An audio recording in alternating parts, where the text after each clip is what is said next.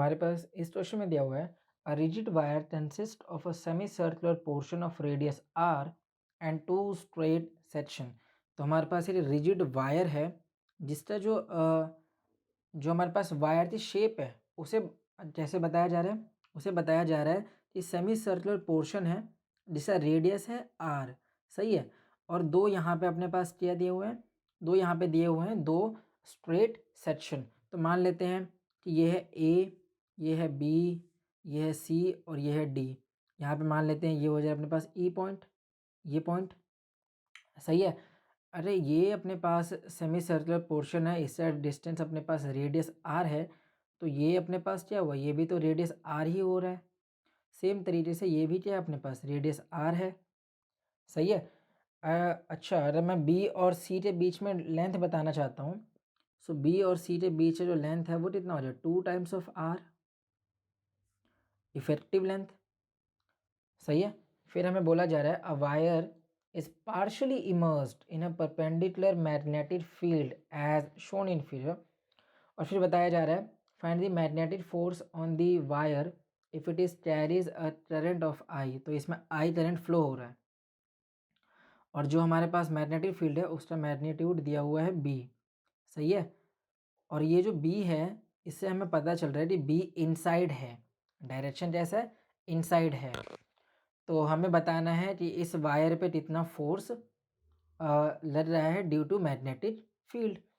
तो हमें फॉर्मूला पता है, हमें क्या पता है यहाँ से, देखो हमारा जो फोर्स होता है वो किससे बराबर है, ये बराबर होता है अपने पास I l cross section B.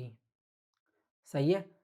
अब यहाँ पे तुम्हें पता है जो मैग्नेटिक फील्ड है, फोर्स है और जो लेंथ है इफेक्टिव लेंथ, आपस में तीनों ही एक दूसरे के म्यूचुअली परपेंडिकुलर होते हैं। सही है। तो ये हो जाएगा I l b sine 90, I l b sine theta, देखो एल बी साइन थीटा आने वाला है और ये परपेंडिकुलर है तो साइन क्या हो जाएगा 90, थीटा 90 हो गया।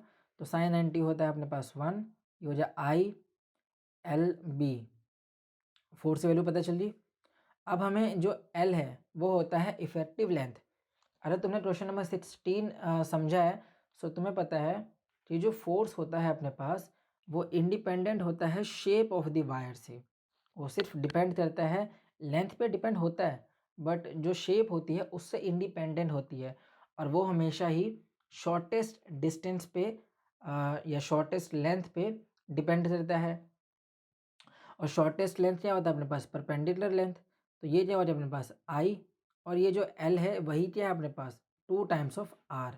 यही क्या है सबसे शॉर्टेस्ट पाथ है जहाँ से आई फ्लो होना चाहेगा। तो ये हो जाएगा अपने पास 2 आर बी।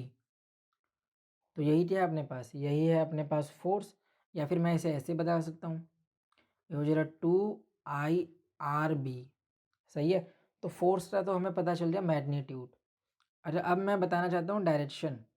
सो डायरेक्शन तुम इजीली बता सकते हो using left hand thumb rule और पाम रूल भी यूज़ कर सकते हो। सही है।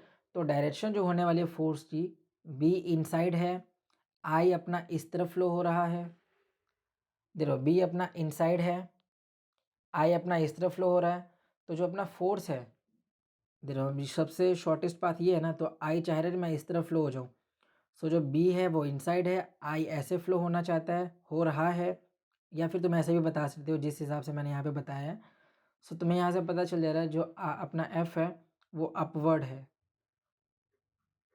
अपवर्ड डायरेक्शन में फोर्स जा रहा है। तो यही हमारा फाइनल आंसर भी है।